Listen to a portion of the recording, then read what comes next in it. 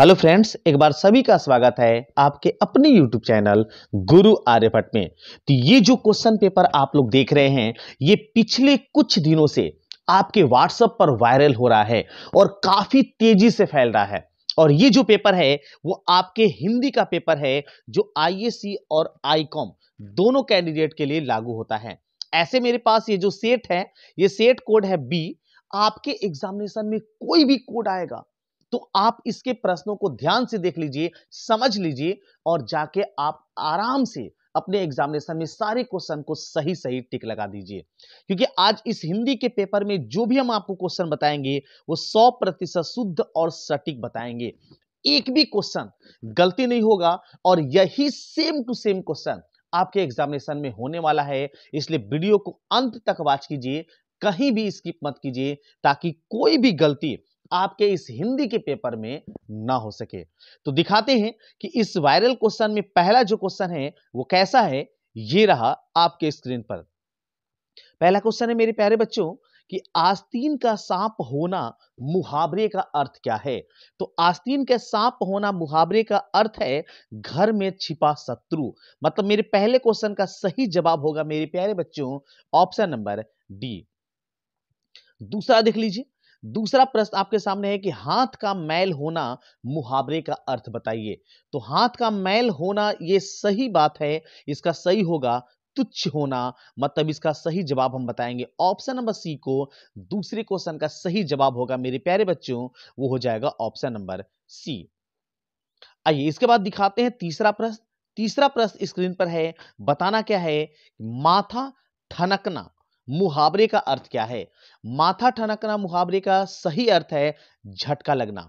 जब कभी भी ऐसा होता है ना कि कोई चीज जो हम सोचे नहीं है और अचानक हो जाता है हमारे सामने, तो हम कहते हैं माथा ठनक गया। इसका मतलब इस प्रश्न का सही जवाब मेरे प्यारे बच्चों होगा ऑप्शन नंबर बी, झटका लगना। चार देखिए, तूती बोलना मुहावरे का सही अर्थ बताइए। चौथे में पूछा गया है आपसे कि तूती बोलना मुहावरे का सही अर्थ क्या है।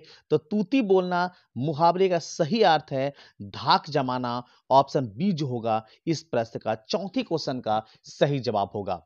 आप क्वेश्चनों को ध्यानपूर्वक देख लीजिए और जाके आपका चूंकि क्वेश्चन पेपर जो होगा अलग अलग सेट में होगा, तो आप केवल क्वेश्चन को ध्यानपूर्वक देख लीजिए ताकि आप सारे प्रश्नों को सही और अच्छे से याद कर सकें और जाके आप दम आराम से अपने क्वेश्चनों का जवाब दे सकें। अगला क्वेश्चन 5वें नंबर में, उल्टी गंगा बहाना मुहावरे का अर्थ बताना है आपको। तो उल्टी गंगा बहाना मतलब विपरीत कार्य करना। मतलब जो काम है, जैसे आपको बताया जा रहा है कि आप वीडियो देखिए लेकिन आप बिना वीडियो देखे आप भाग जा रहे हैं, इधर उधर भटक जा रहे हैं, तो इसको हम कहेंगे उल्टी गंगा बहाना। मतलब उल्टी गंगा बहाना का सही अर्थ होगा मेरे प्यारे बच्चों विपरीत कार्य करना, ऑप्शन नंबर सी। चलिए अगला प्रश्न आपके सामने है छठा नंबर। छठा का जवाब देखिए क्या होता है। तो रसोई घर शब्द कौन सा समास है। रसोई घर जो शब्द है बाबू, ये हमारा तत्पुरुष समास है। छठे का हम बताएंगे ऑप्शन नंबर ए जो होगा सही होगा। अगला प्रश्न देखिए। अगला प्रश्न आपके स्क्रीन पर है बच्चा मेरे, 7वां क्वेश्चन। प्रश्न है कि चंद्रशेखर शब्द कौन सा समास है। तो चंद्र हो जिसके शिखर पर, अर्थात जिसके सर पर चंद्र हो उसको शिव कहते हैं। तो जब किसी अन्य व्यक्ति का बोध करा देता है उसे हम बोलते हैं बहुब्रीहि। इसका मतलब सही जवाब होगा इससे 7वें का ऑप्शन नंबर ए, बहुब्रीहि समास। अगला प्रश्न देखिए। अगला प्रश्न है वनमानुष। वनमानुष शब्द जो है वो कौन सा समास है। तो वनमानुष जो होगा वो तत्पुरुष समास होगा। मतलब 8वें का मेरे सही जवाब होगा मेरे प्यारे बच्चों ऑप्शन नंबर ए। देख लीजिए अगला प्रश्न। अगला प्रश्न आपको दिख रहा होगा त्रिफला शब्द कौन सा समास है। तो त्रिफला देखिए इसमें संख्या का बोध हो गया। तो जिस समास के पद में संख्या का बोध होता है वो द्विगु समास के रूप में जाना जाता है और ये होगा मेरा ऑप्शन नंबर ए, द्विगु समास। त्रिफला जो होगा द्विगु समास का उदाहरण होगा। 10वां प्रश्न देखिए, धीरे धीरे शब्द में कौन सा समास है। तो धीरे धीरे बाबू समास जो है ये आपका अव्ययी भाव समास है। ऑप्शन ए जो होगा इसका करेक्ट आंसर होगा। आप ध्यान पूर्वक सारे क्वेश्चनों को देख लीजिए ताकि कोई भी क्वेश्चन आपसे मिस्टेक ना हो। आज पूरे 100 क्वेश्चन हम बताएंगे लेकिन आपको केवल 50 प्रश्न ही याद करके आपके परीक्षा में छाप लेना है जाके। 11 को देखते हैं। 11 के आलस्य शब्द का विशेषण क्या है? तो आलस्य शब्द का सही संधि विच्छेद सही विशेषण जो होगा वो हो जाएगा आलसी। ऑप्शन डी जो होगा इस 11 का करेक्ट आंसर होगा। अगला प्रश्न देखिए, अगला प्रश्न स्क्रीन पर आपके सामने आ गया है 12 नंबर में। बाबू जवाब क्या होगा इसका देखते हैं। प्रश्न है अधपक्का शब्द में उपसर्ग है।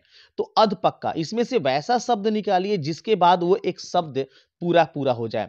तो अगर इससे हम अध निकाल देते हैं तो आपको मिलता है पक्का।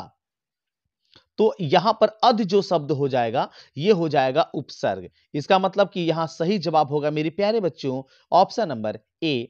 अधपक्का में जो उपसर्ग होगा वो अध होगा। 13 देखिए, सपरिवार शब्द में उपसर्ग कौन सा है? तो सपरिवार, अगर स यहां से निकाल देते हैं तो परिवार बचा।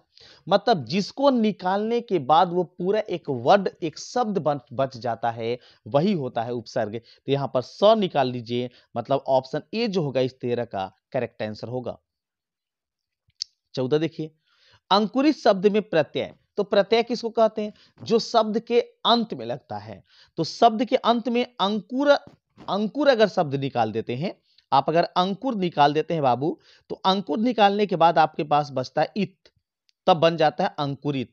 इसका मतलब इसका सही जवाब मेरे प्यारे बच्चों होगा ऑप्शन नंबर सी, इत। 15 देख लीजिए, 15 के महिमा शब्द में प्रत्यय कौन सा है? तो महिमा शब्द में जो सही प्रत्यय है वो है ईमा। ऑप्शन सी जो होगा इस 15 का एकदम करेक्ट जवाब होगा। सारे क्वेश्चनों को ध्यानपूर्वक देखिए और हो सके तो अपने सभी दोस्तों में शेयर कीजिए। और सबसे पहले इस चैनल पर अगर आप आए हुए हैं, अगर मेरे चैनल पर नए हुए हैं तो जरूर चैनल को सब्सक्राइब कर लीजिए ताकि इसी प्रकार का वीडियो आपको सबसे पहले देखने को मिल जाए। आनंदमय शब्द कौन सा समास है? तो आनंदमय जो शब्द है ये कर्मधारय समास है मेरे प्यारे बच्चों। ऑप्शन सी जो होगा 16 का करेक्ट आंसर होगा। 17 को देखिए, नवरत्न शब्द कौन सा समास है? नवरत्न, देखिए इसमें भी एक सार्थक रूप से आपके सामने संख्या आ गया है 9, अर्थात ये द्विगु समास का एग्जाम्पल होगा। ऑप्शन सी के साथ 17 में बढ़ेंगे आगे। थोड़ा प्रश्नों को तेज करेंगे ताकि कम समय में आप ज्यादा से ज्यादा प्रश्नों को समझ लें और आप अच्छे से एग्जामिनेशन में सफलता प्राप्त करें। चंद्रमौली शब्द कौन सा समास है? तो चंद्रमौली जो शब्द है बाबू ये द्वंद्व समास के उदाहरण है। मतलब इसका क्वेश्चन का राइट आंसर होगा 18 का सी। 19 देखिए, 19 था कि आकाश पाताल एक करना मुहावरे का सही अर्थ क्या होगा? तो आकाश पाताल एक करना मतलब आप जो वीडियो को देखने में काफी ज्यादा मेहनत कर रहे हैं इसी को हम बोलेंगे आकाश पाताल एक करना। तो इसका सही अर्थ होगा कठिन परिश्रम करना। Option D is correct answer. चलिए बढ़ेंगे अगले क्वेश्चन में। अगला प्रश्न आपके सामने है 20 नंबर। प्रश्न है बाबू कि मुट्ठी में करना मुहावरे का अर्थ बताइए। तो मुट्ठी में करना मुहावरे का सही अर्थ है अपने वश में करना। और ये दिख रहा है कौन सा ऑप्शन में? ऑप्शन नंबर सी में, वश में करना। लेकिन अगर थोड़ा सा ध्यान से देखिए तो डी में आपको दे दिया है वश में न करना। बिहार बोर्ड काफी तेज है और आपसे ऐसे ऐसे छोटे छोटे गलती करवाता है ताकि आप गलती करें और आपके नंबर को काटा जा सके। लेकिन अगर मेरे चैनल से जुड़े हुए हैं तो ये गलती कभी नहीं करेंगे क्योंकि मुट्ठी में करना मतलब वश में करना। ऑप्शन सी जो होगा इसका करेक्ट आंसर होगा। 21 देखते हैं, सूरदास किस भाषा के कवि हैं? तो सूरदास जो है बाबू ये ब्रज भाषा के कवि हैं। अर्थात मेरे प्यारे बच्चों इसका सही जवाब होगा ऑप्शन नंबर बी। चलिए 22 को देखिए, दलित साहित्य का सौंदर्य शास्त्र नामक आलोचना पुस्तक किसके द्वारा लिखी गई है? तो ये लिखा गया है ओम प्रकाश वाल्मीकि के द्वारा। मेरे प्यारे बच्चों इस सवाल का सही जवाब होगा ऑप्शन नंबर ए। 23 को देखिए, ओ सदा नीरा शीर्षक निबंध में वर्णित मन कैसे ताल ताल है?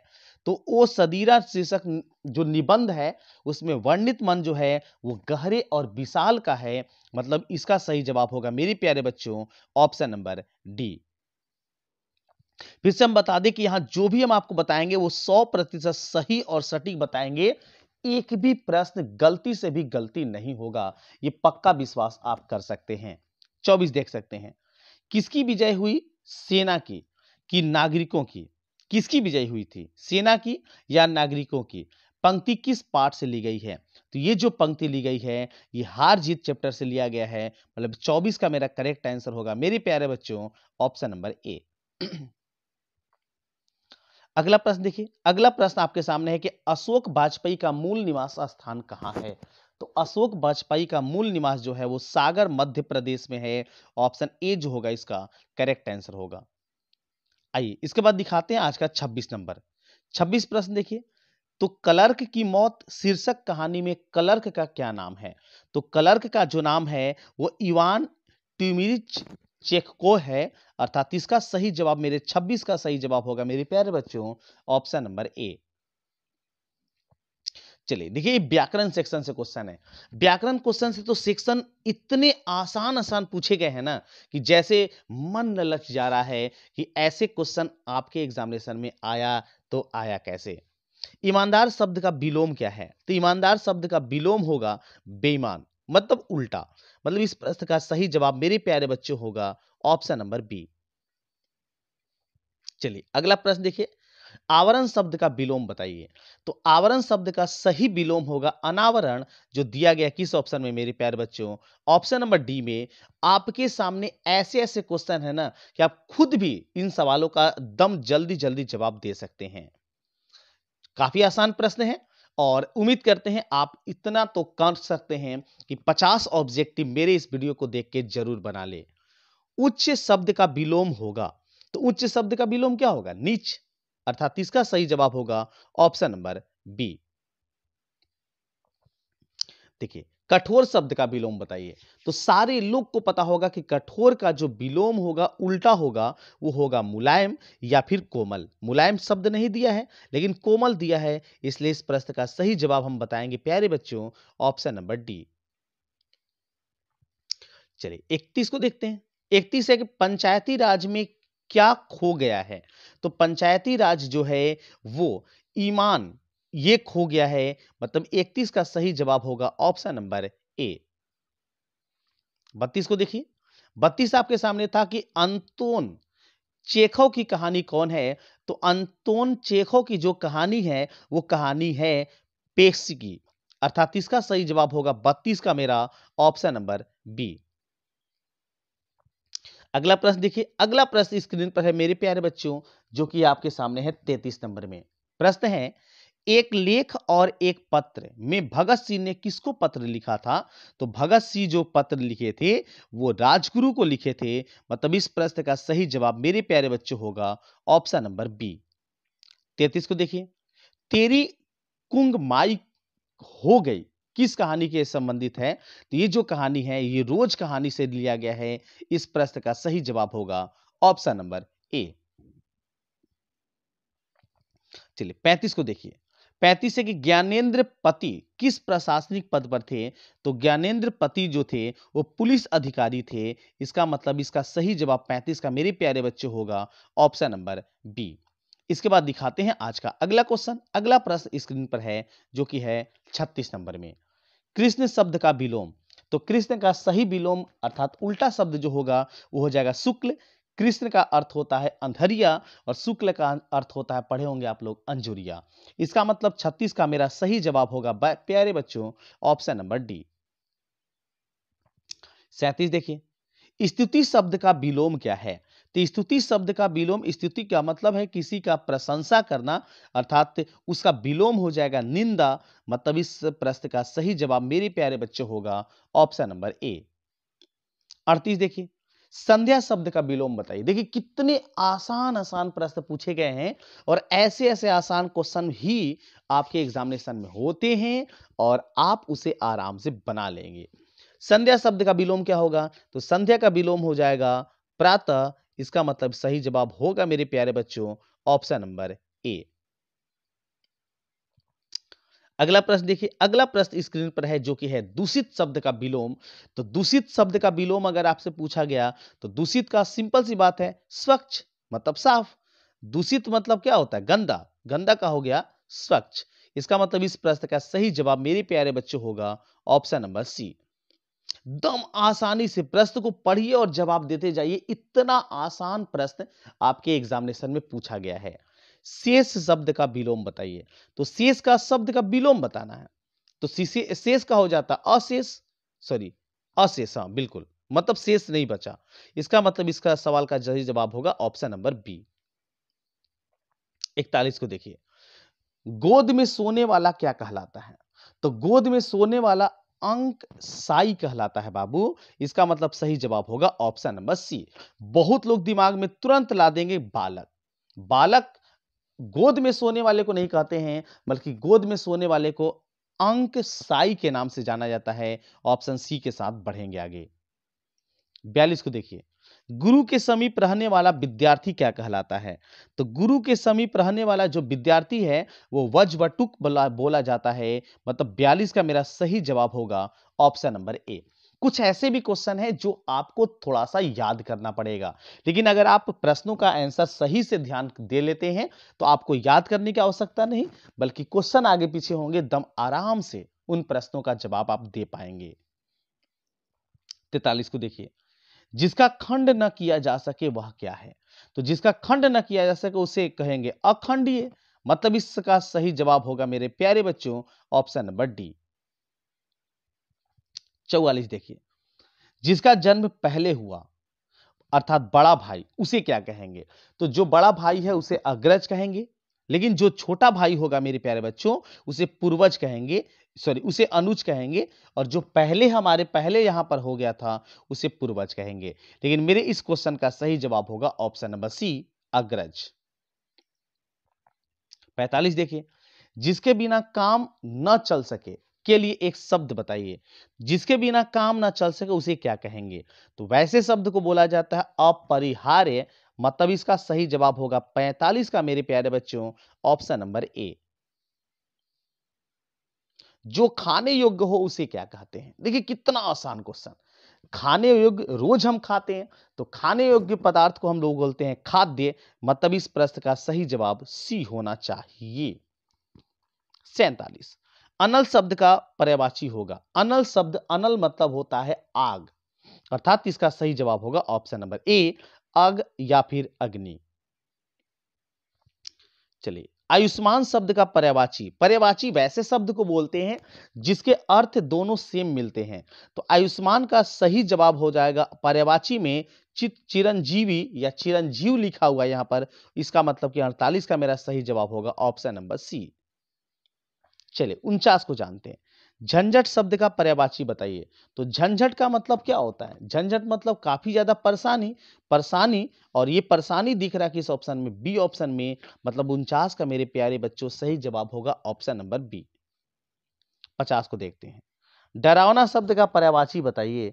तो डरावना शब्द का पर्यायवाची जो शब्द होगा, पर्यायवाची मतलब सेम उसी तरीके का शब्द।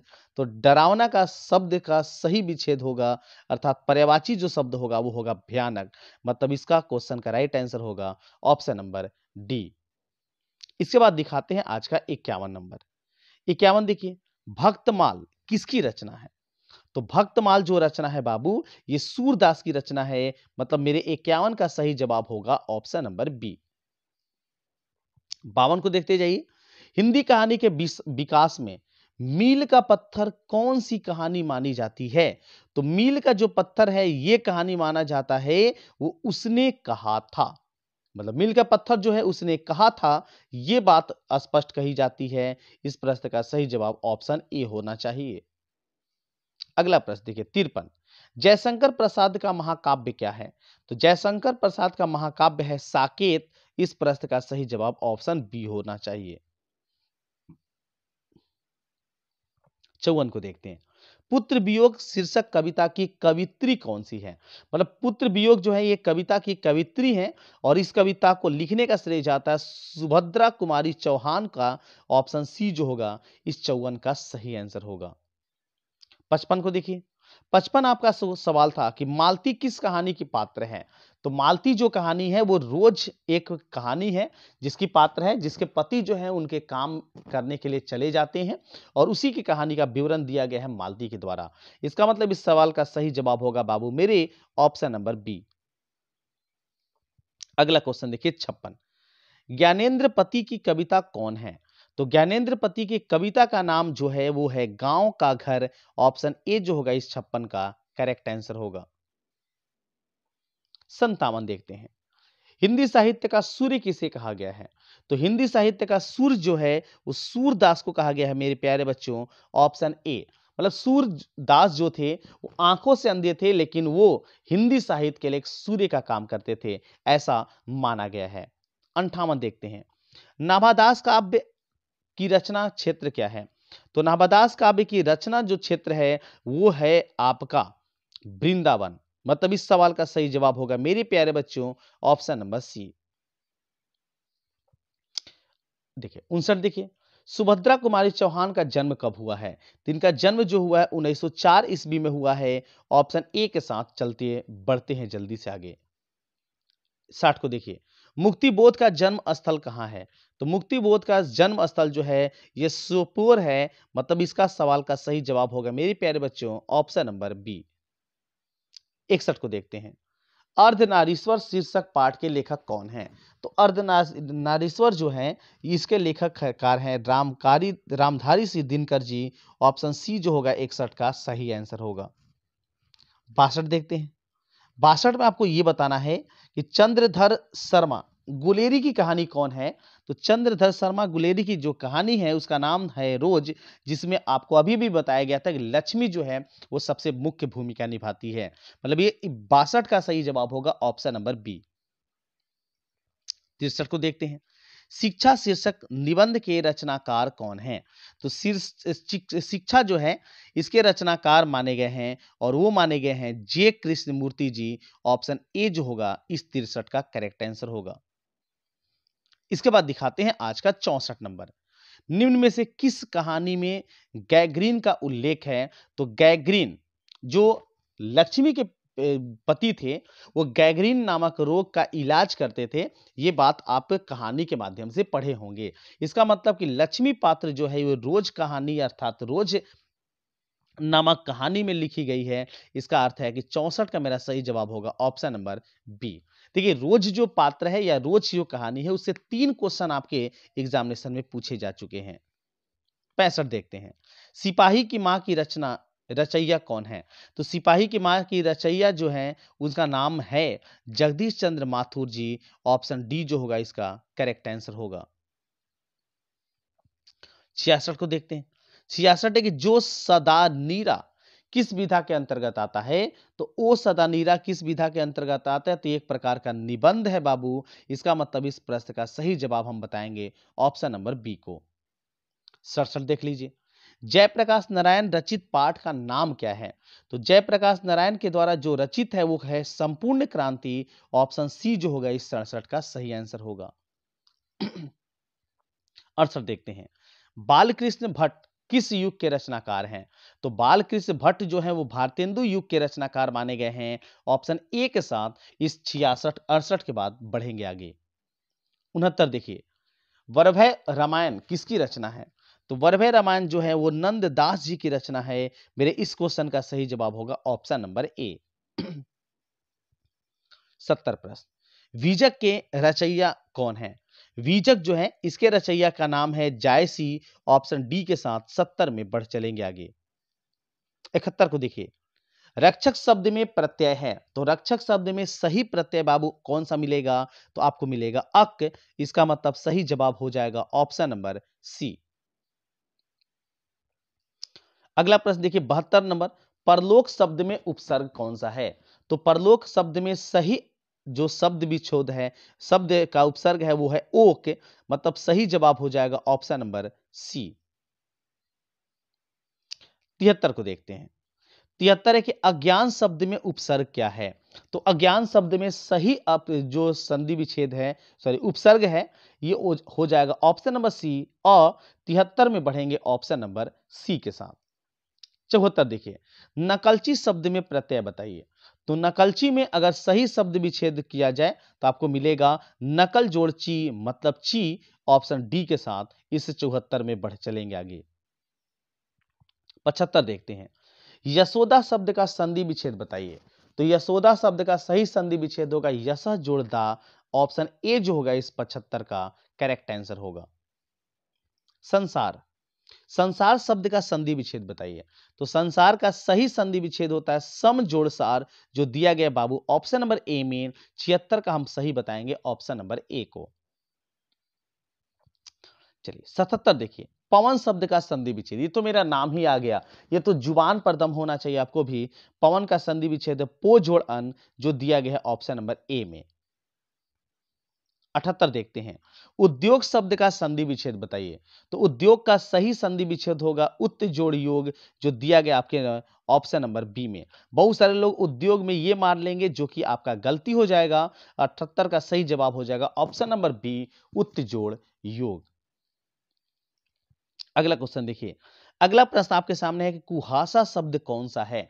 तो कुहासा जो है एक स्त्रीलिंग शब्द है बाबू, इसका मतलब इसका राइट आंसर होगा ऑप्शन नंबर बी। 80 देखते हैं, घी शब्द क्या है।